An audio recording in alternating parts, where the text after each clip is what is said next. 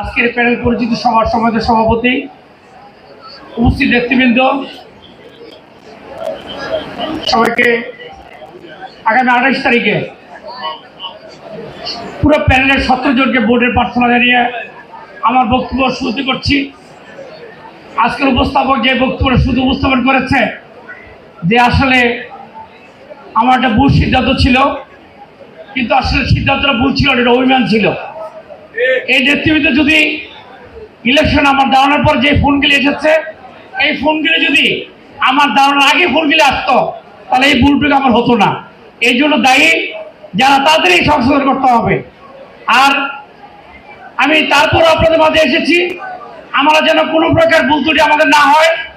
এখানে যে 17 জনের মধ্যে কারো প্রতি আমাদের বিরাট না থাকে। 28 তারিখে পুরো 17 জনকে আমার বিজয় নিশ্চিত করতে হবে। এই জন্য প্যানেলের প্রতিটি ব্যক্তিকে আমি অনুরোধ করবো আমাদের জায়গা থেকে সহযোগিতা করার জন্য। আমরা নিজে সহযোগিতা করবো, এগুলো আমার বক্তব্য শেষ করছি। আসসালামু আলাইকুম।